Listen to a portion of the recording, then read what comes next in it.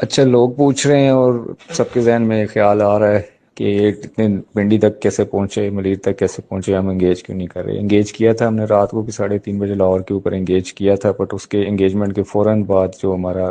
Weapon system تھا وہ اس کا جو وارننگ ریسیور آن ہو گیا تھا، وچ مینس کہ وہ ڈیٹیکٹ ہو گیا تھا، جس کو ہم نے پھر شفٹ کرنا پڑا۔ یہ جو ڈرونز آ رہے ہیں ان پہ E S M suite mounted ہے۔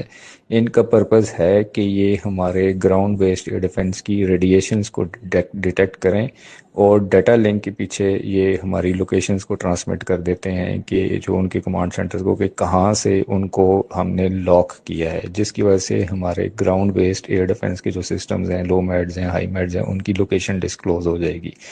اس لیے کل رات جب اس کو پہلے ایکٹیو ہم نے انگیج کیا ود ہارڈ کل، جس کو کہتے ہیں کہ ڈرون کو ہم نے میزائل سے مارا گراؤنڈ بیسڈ ایئر ڈیفنس سے، تو جس کی بعد جب ہمیں اس کا تھریٹ کا اندازہ ہوا کہ this is for this purpose they are being using Israeli drones ہیں، تو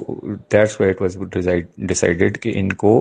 long range air defence systems جو کہ میزائل گائیڈنس سسٹمز پہ ورک کرتے ہیں اس پہ ہم نے نہیں انگیجمنٹ کرنی۔ ان کو آئیدر ہم نے سافٹ کل جس کو ہم کہتے ہیں تھرو جیمنگ ان کو گرائیں، یا پھر یہ جب ذرا نزدیک نیچی رینج میں آئیں تو ان کو ہم اپنے اور لیکن ویپن سسٹمز اور جو گن ویپن سسٹمز ہیں ان سے ہم ان کو شوٹ ڈاؤن کریں۔ تو یہ پروب کر رہے تھے، اور یہ پروب کرتے ہوئے یہ لوئٹر ہوئے ہیں، but they have been continuously monitored. ان کا روٹ آنے کا سارا وہ کر رہا تھا، بٹ اس کو engage through long range air defence missile system سے نہیں کیا گیا deliberately to avoid the detection of own systems. Henceforth جب سی وہ اپنی رینج سے انہوں نے آلٹیٹیوڈ کو انہوں نے کم کیا ٹو مزید probes as said in the language کے ٹرول کرنے کے لیے، وہ کرنے کے لیے، تو اس میں پھر ہم نے ان کو